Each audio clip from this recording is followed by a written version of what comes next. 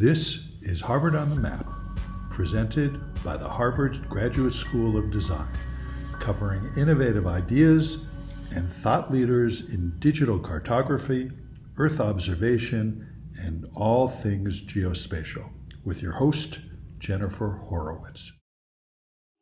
Hello, and welcome to Harvard on the Map. I'm here with Professor Witt, who is an associate professor of practice and architecture at the Harvard Graduate School of Design, where I'm a student. He is also a beloved professor who a friend of mine recommended I speak to. He was particularly impressed by your Erdo score, which I didn't even know what an Erdo score was. But anyways, it's wonderful to have you on the program. Thanks for being here. Yeah, thanks so much for having me, Jennifer. Yeah, the Erdos number is not it's not standard issue with designers, so I'm glad that connected with someone. It's amazing, and an Erdo score of 3 is within context. I'd encourage our listeners to look into what that really means, because it really is so impressive, especially in architecture. So speaking of architecture, I wondered, how did you first become aware of the relevance of mathematics and parametric solutions to spatial problems? Yeah, so a lot of my work is engaged in the kinds of questions that you're sort of alluding to, this relationship between calculation, geometry, and space making. And I really see those kinds of techniques as very rich and generative in terms of new kinds of spaces and really kinds of interesting experimental techniques for understanding space and also analyzing, but really creating space. And so I'd always been sort of interested in this myth of architecture as this waypoint between science and the arts. And in college, I double majored in mathematics and philosophy, sort of imagining that I would eventually go into architecture, and those would be interesting fields to sort of like bookend this synthetic ambition of architecture as an intellectual project. So anyway, as I was doing that in college, I sort of stumbled upon this article that recorded or talked about an exhibition by Preston Scott Cohen, who was teaching at the GSD and is still teaching at the GSD, that was at the Architectural Association in London. And I remember the article very vividly. I was in the AA files of summer of 1996, which was a while ago.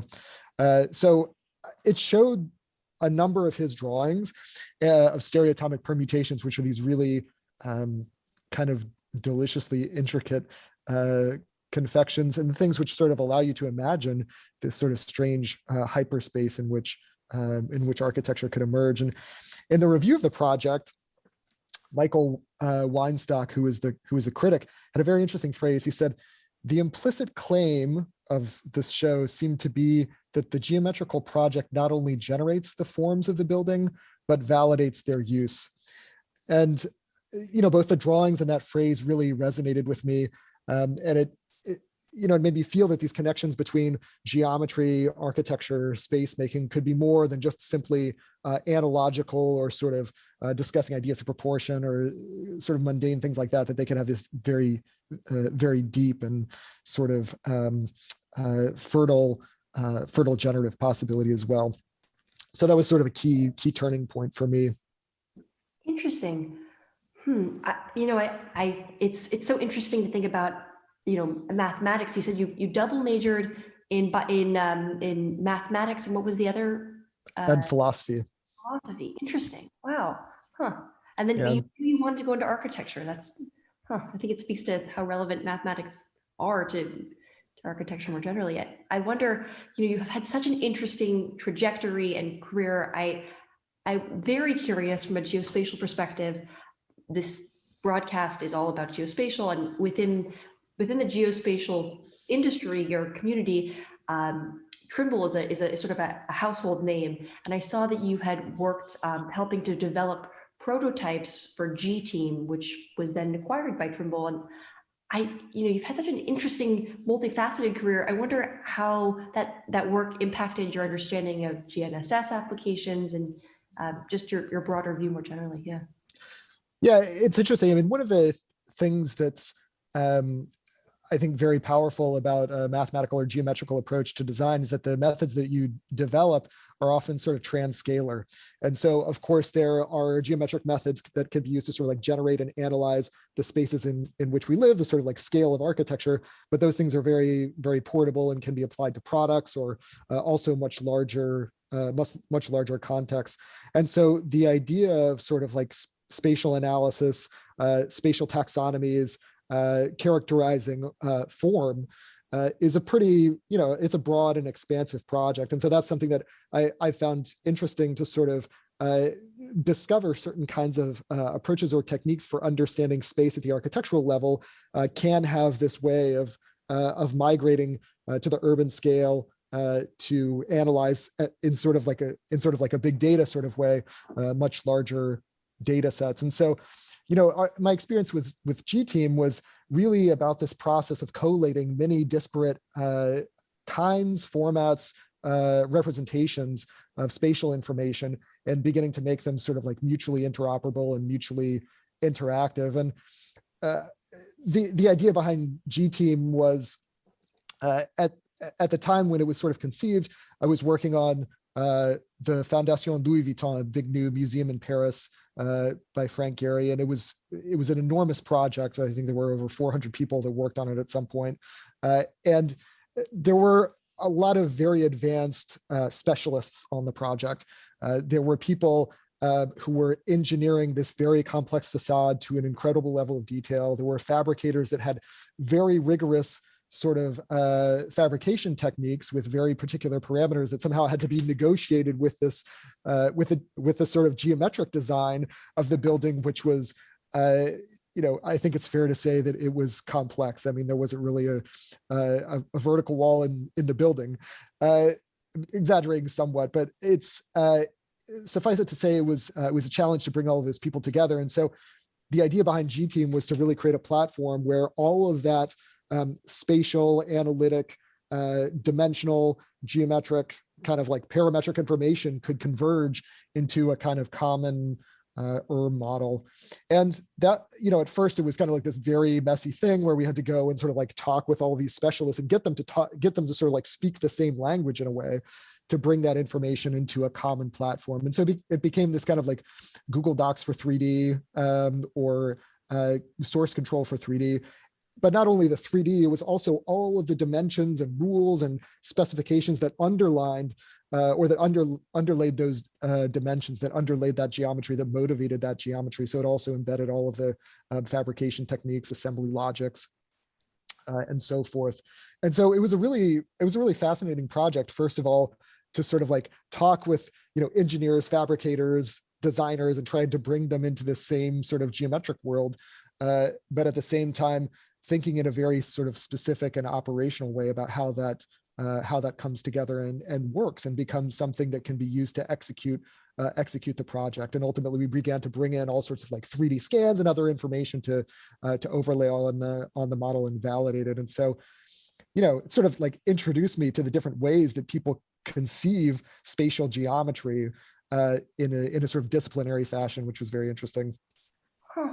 That is fascinating. I didn't even realize that's where G-Team sort of stemmed out of, was this original project, and then it turned into that. Such an interesting pairing. Huh. Wow. Okay. It sort of morphed into this much broader platform for bringing very large spatial data sets together. Huh. Interesting. Well, so we've talked a little bit about your work on that project on G-Team. I really am curious, how did you come to find yourself on faculty at the GSD? You mentioned you were originally exposed to some the work of a GSD professor, but how did your journey find yourself here? Yeah, so while I was at the GSD, I was involved with developing some content and methods, actually for one of Scott Cohen's seminars. It was a class on descriptive geometry, which is this very particular and rigorous way of constructing spatial forms. It's related to the sort of like stereotomic permutation work that I mentioned being inspired by earlier. So after he advised my thesis, and then after I graduated, I began working at Gehry Technologies, went to Paris, helped start the office there. And, I mentioned the Fondation Louis Vuitton, which is a really interesting project on which to kind of like really synthesize these mathematical approaches with a kind of like rigorous design, fabrication, assembly logic.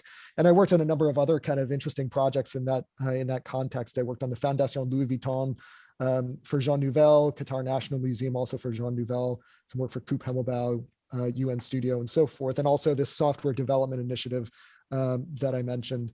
So after a couple of years, Scott actually became chair of the department, and there was an opportunity actually to teach a digital media course. And so it was a half semester course. So I came over from Paris for 2 months or something, taught that. It went well. Next year I did more, and I guess I've been doing more ever since. But that's how I initially became involved. Huh. Okay, got it. Fascinating.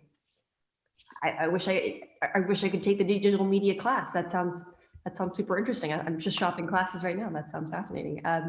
So you mentioned you came over from GT from Paris to start teaching a half semester course, like you mentioned, at the GSD. So a lot of us may be more familiar with on the architectural side with Gary's work, but I'm fascinated by Geary Technologies. I frankly didn't even know it existed until I began to look into your own background. Could you tell me a little bit about your role there and what that work entailed? You've mentioned a few projects, but I'd be interested how that impacted your view of technical innovation and in architecture. Yeah, so I've always been very interested in a sort of technically synthetic approach to design, coming from a place where technique and method are not secondary, but they're actually sort of like co-generative with design ambitions and design desires. And so in that sense, the sort of like line between technical, formal, and architectural problems for me doesn't really exist as such. And what I enjoyed about my work at Geary was the opportunity to sort of like really delve into these deep connections between the formal, the methodological, the generative, and create with code, create with geometry, but do it in a way which was also kind of like very close to construction, very close to things actually being assembled in the world. And the complexity and challenge of those projects I found just so rich and fascinating. And it was interesting because it was in the context of a technology startup. GT itself was ultimately sort of like acquired by Trimble. And so it was itself kind of like this startup. And so I also learned a lot about startup culture and sort of like the process of technical innovation, everything from sort of like IP contracts to acquisitions and all sorts of things in between. And so it was very different from, I think, a standard architectural practice, which is, there's a partnership structure or something like this. It's a little bit more kind of like a small business mentality or something like this. It was really this approach, which I think was also channeling a lot of the ideas around innovation and the innovation economy. And so that was something else that was kind of like very interesting from sort of like a practice point of view that I think was informing a lot of what we were doing. And ultimately, the work that I'm doing now in our office, Certain Measures, is I think informed by a lot of those kinds of ideas. I mean, there were a lot of very interesting systems and a lot of very interesting ideas in terms of practice, and a lot of very interesting sort of like opportunities in terms of kind of like what design could be that needed to be stitched together into a new kind of practice and a new vision of what a designer could do and what the design office could be. And so that's what Certain Measures is really all about. It's this sort of like office for design science that brings all of those things together and kind of conceives of this role as the role of the designer in a much more technically synthetic way than I think it may have been in the past. Fascinating. Wow. So it became a sort of a startup within Geary, sort of as an organization. It became a startup of its own. Then that's acquired by Trimble. Wow, it's such an interesting path. Okay. So you sent along one chapter of your book, Formulations, Architecture, Mathematics, and Culture. I pre-ordered it, and I know that my friend Indrajit also has. I am very much looking forward to reading it. So I'd love to hear I read a brief snippet, which was fascinating, but I wonder how you came about writing it, and if you could tell our listeners a little bit more about the book. Yeah, so I think part of the impetus for the book was this desire to understand the sort of prehistory of computational design, or really this desire to sort of think about the disciplinarity of computational design. Architecture is a discipline, planning is a discipline. In the design professions, there are specific disciplines, and usually those disciplines are organized around the object that's going to be produced, or the thing that's going to be produced. What I think is interesting about computational design is that it sort of inverts that relationship and says, it sort of prioritizes the methods, and it says the methods are the sort of like object binding this discipline together. And in fact, those methods can be used in a whole range of different ways. They can engage the spatial world in a whole range of different ways. And so really formulations is, on one kind of like very basic level, it's trying to take a deeper dive into the connections between modern architecture and modern mathematics than has been done before. When we've talked about mathematics and design, it's often like this very sort of like surface level, or it's at a level which is kind of like very distant from the techniques themselves. And so I wanted to take the sort of like practitioner's view, but also the sort of like almost like the mathematician's view of this content, and really get very specific about what we're talking about in terms of this connection between modern architecture and modern mathematics. And so it really tries to get into particular kinds of techniques and understand their kind of lineages, understand their kind of like microhistories, if you will. And so we look at topology, descriptive and ruled surface geometry, graph theory, crystallography, stereoscopy, a whole range of these kinds of methods, and ask how did those things come to be consumed by architects, and how were they inflected? How did they become actually design frameworks in their own right, or creative frameworks in their own right? And so all of those actually sort of inflected how architecture was seen and drawn and modeled and imagined, particularly in this period in the mid-20th century, from about 1940 to 1970, was sort of this crucial moment right before the advent of the computer. And it became actually this kind of like proto-computational design approach, where you were thinking about mathematical models and procedures and algorithms, essentially, as the kind of some of the core stuff of design process. Also, it's kind of like very interested in this question of interdisciplinarity. How do ideas migrate from one discipline to another? How do visual representations migrate from one discipline to another? How do images migrate from one discipline to another? And how do those images and visualizations change meaning as they move, for example, from mathematics to architecture? And so it's really about kind of like understanding how what is that porosity, what catalyzes and enables that porosity between disciplines, and how is it that those things enable mathematically informed subcultures within design? So, at the end of the day, it's actually kind of like this, it's almost like a sociological study of architecture itself, where it begins to say, architecture today, for example, it's a collection of subdisciplines where everyone has their sort of like own formal commitments. Everyone's defining a specific kind of history for themselves. Everybody's sort of like aggregating certain methods sort of in the service of those ambitions.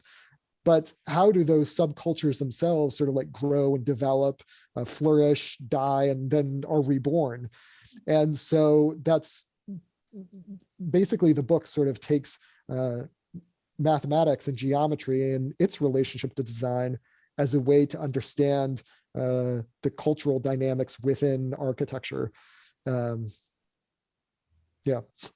Well, I'm so excited to read this, mostly because I feel like I took Jose Luis's computational design class last semester, and in a completely ridiculous way, I thought that walking into it, I thought I have a computer science background. I thought, okay, I'll really be legions above a lot of people who have never printed Hello World, and that'll be great. But what I didn't understand, especially as we got into parametric design, is the degree to which, architects who are purely practicing, architecture have this greater understanding of parametric design within linear algebra and within all sorts of highly mathematical sort of viewports. And it really was it was mind-blowing to me. So to get sort of a technical understanding of the different fields, a sociological understanding, like you said, of how this even emerged, of this sort of like within architecture of this sort of mathematical bent, is so fascinating. I really am, and I'm not trying to kiss your butt here. I really mean it. That it sounds fascinating. I'm looking forward to reading it, is what I'm trying to say. Yeah, no, I mean, I think it is quite interesting. And one of the things that's very interesting about, I think, particularly like contemporary digital tools, is that a lot of the intuition around those sorts of mathematical ideas is sort of, it's almost invisible, or you sort of like absorb it almost by osmosis. And so there is this sort of like question, or this sort of like meditation at the conclusion of the book about this relationship between expertise and dilettantism, or expertise, the role of the expert versus the role of the dabbler. And I think today there's this very interesting question around, with mathematical processes being encapsulated in software, and that encapsulation making them so much more accessible. What's the role of intuition? What's the role of the expert? And I think one of the roles is of the expert is to be a critic, to be a sort of like literate reader of what's going on in the culture and methods and process of design.